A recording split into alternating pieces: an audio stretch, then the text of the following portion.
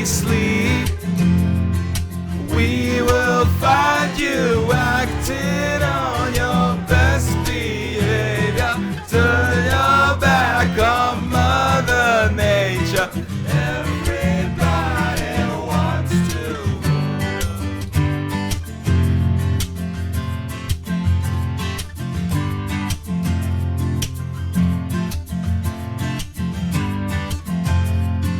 It's my own design.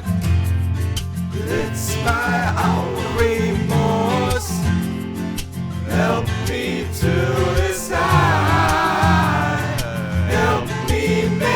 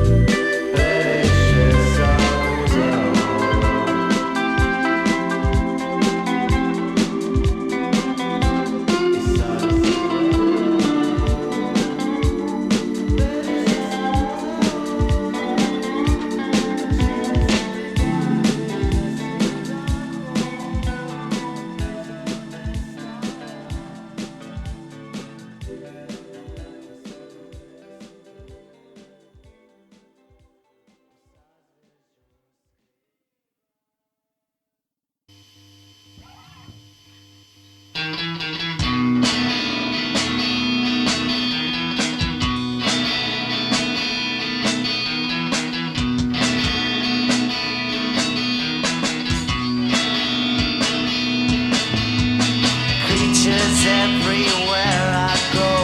I can't tell it anymore if it's real or what I saw.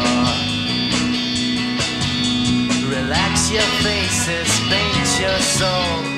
Have a sip of Adderall. Stop it, you made your point.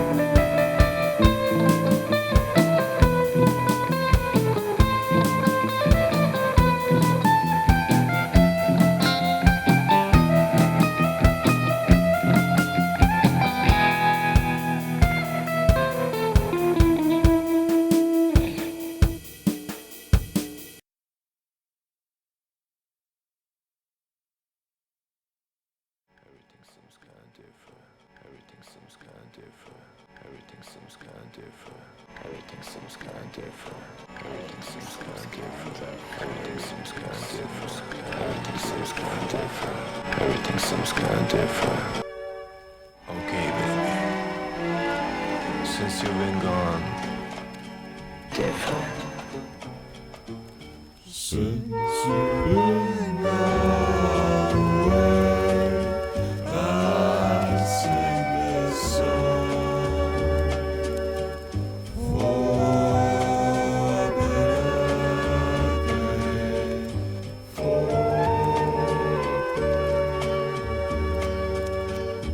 ever since you've gone away, I've been away. All I worry is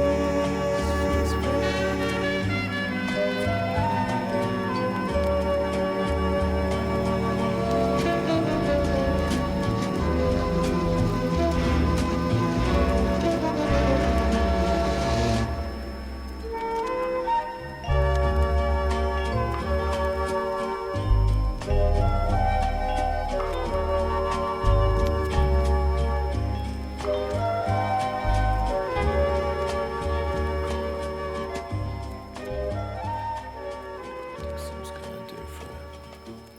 Since you've been gone away, I sing this song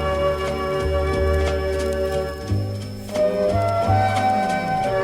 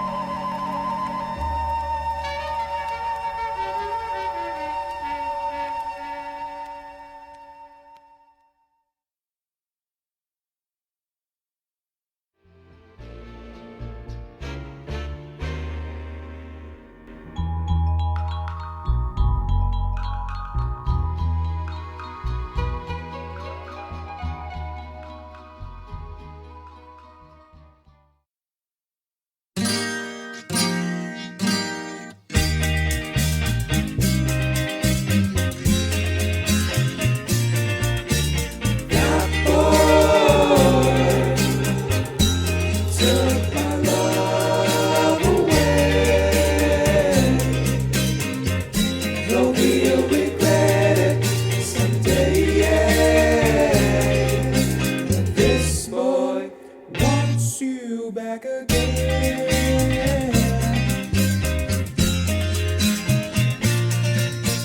That boy isn't good for you, though he may want you to. This boy wants you back again. Oh.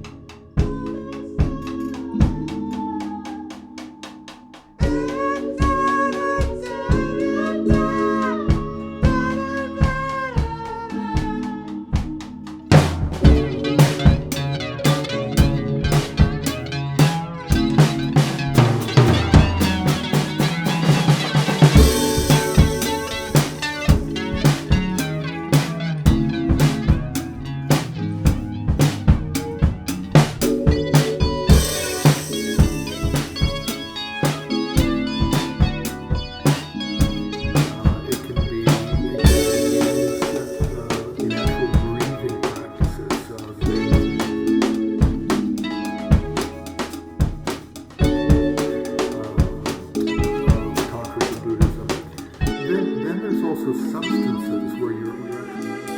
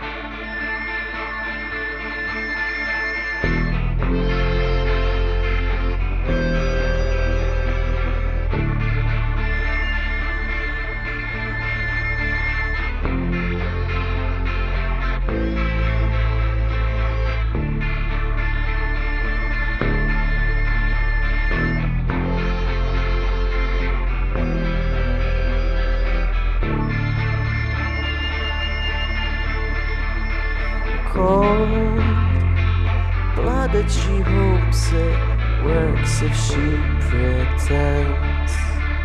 No wonder everybody might just say she's to blame. You don't have to act betrayed. If you don't have that, you might need to explain. Oh, she's so sweet with a smile, so fine, so better like that 2019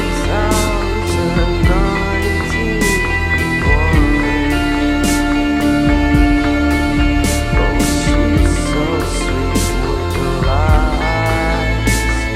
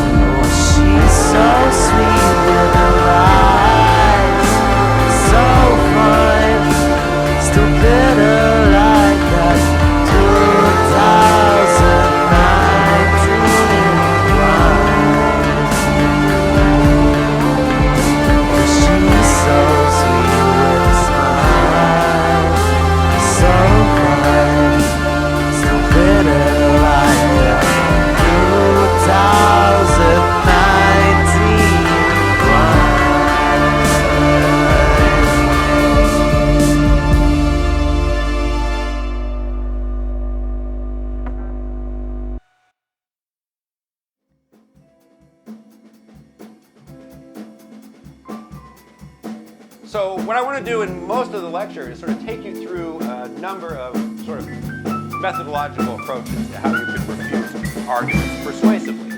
And some of these are going to work better for a technical audience, some of these may work better for a lay audience, and you want to keep that in mind. But I think all of these are sort of useful to think about. And one of my favorites for any audience, partly because it works so well both for professional statisticians and for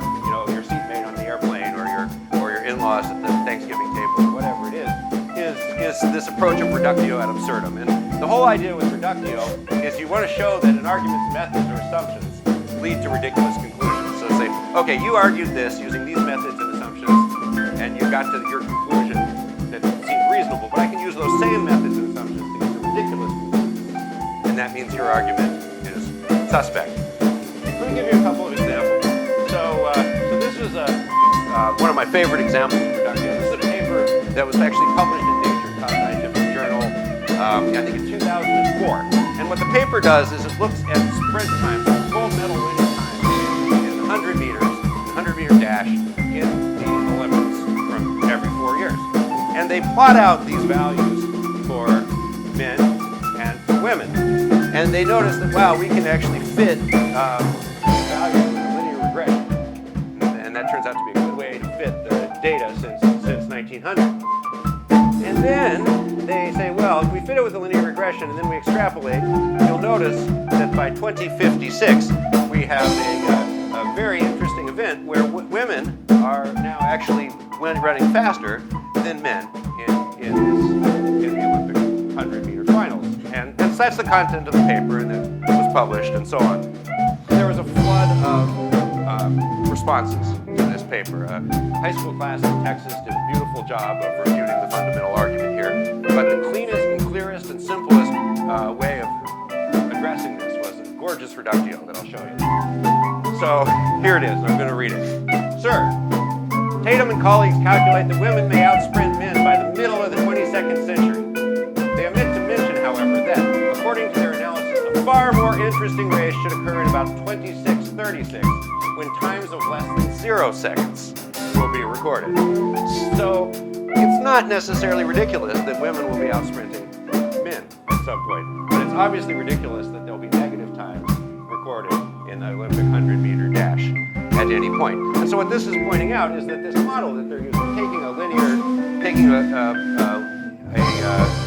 linear regression through these points and extrapolating it out hundreds of years or over 100 years, is when you know that a linear model can't be correct for arbitrarily long because it'll take you down to below 0, is ridiculous. So that sort of undermines the entire initial claims. And what is that? 2 sentences, right? And it's a slam dunk. It's beautiful. Any professional statistician will laugh. You can explain it to anyone you meet on the street; they'll laugh. And that's a beautiful way of refuting bullshit. We saw an example of this in our lecture about graphical malfeasance. So here, if you remember, is what the I'm picking the National Review today. I don't need to do that. What the National Review called the one climate change graph, the only climate change graph you need to see. And, the notion is, well, it looks pretty flat to me. And then Bloomberg responded with reductio in graphical form, which was this one. And this is their Parmenides was right from the argument that time is passing, because, of course, here they're graphing time against time, and because they've chosen their axis the same way, it looks like time is increasing either. So they're saying, if you accept that way of looking at the data, you can get utterly ridiculous. That's another reductio. My favorite reductio, though, is a little bit more elaborate, and this is an attack on uncareful use of fMRI studies. These are fMRI is a way of visualizing neuronal activity inside the brain of a living person or other organism by using a technique that essentially quantifies the amount of blood oxygenation and thus the amount of blood flow in a specific region.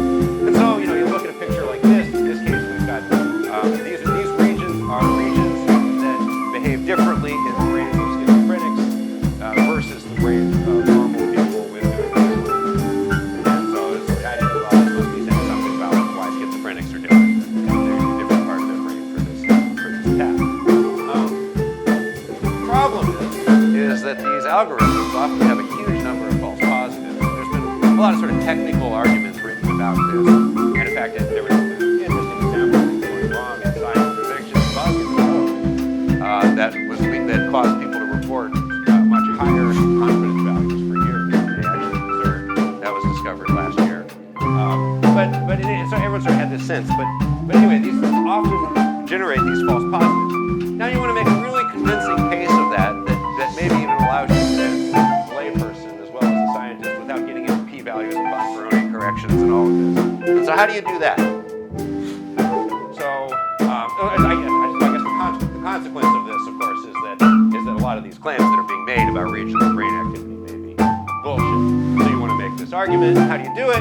Well, you start with a dead salmon. At least that's what these guys did. So they went and they got a dead salmon. Because it's fairly clear to a lot of us that dead salmon are not doing a whole lot of complicated cognitive tasks. But the experiment that they did was to put a dead salmon in the scanner. So they say one mature Atlantic salmon participated in the fMRI study.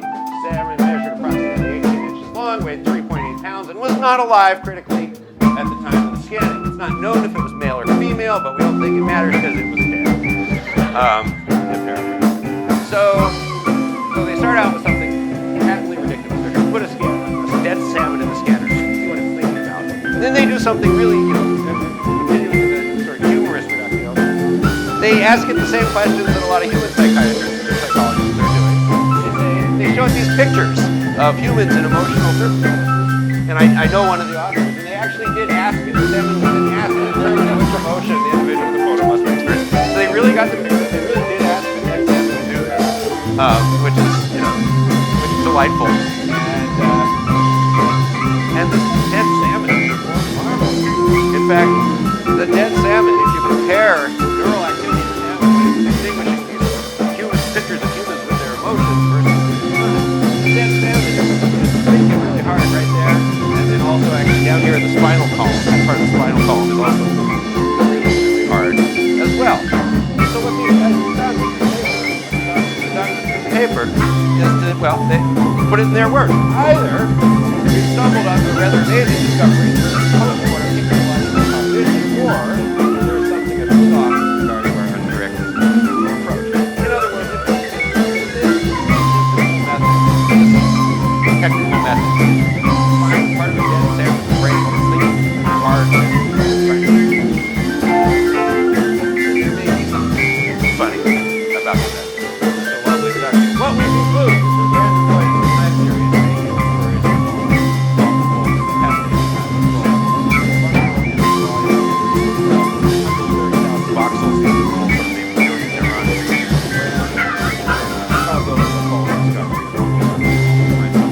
light up. So there are many arguments made about this.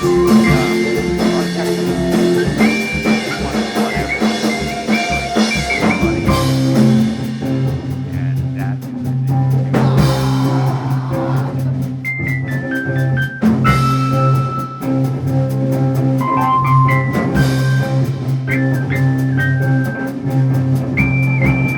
What he meant was that many aspects of American lives, all in responsible scale,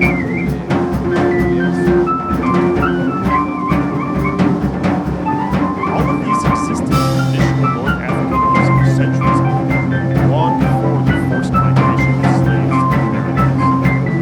In the decades that followed, African Americans developed a sound that would become blues music as we know it today.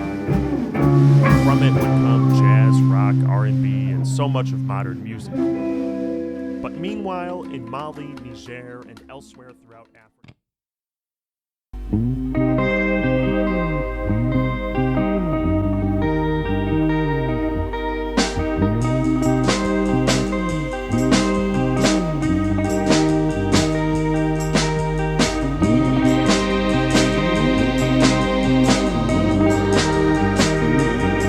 It's in phone that I could never write down for it, but I've been putting it off for much too long.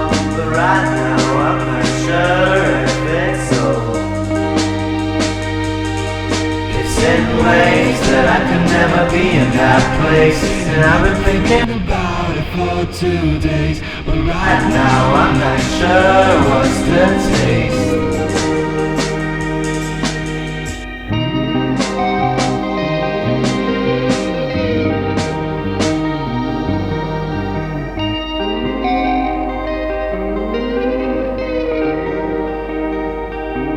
It's in fog that I I could never be your dog. And I've been chasing the bone for way too long. I guess I should just bury it all.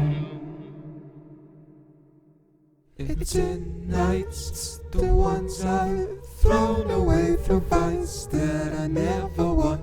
Although I got it right, I guess that It's in vogue that I could never be so old. And I've been listening about it for way too long. But right now I'm not sure if it's so.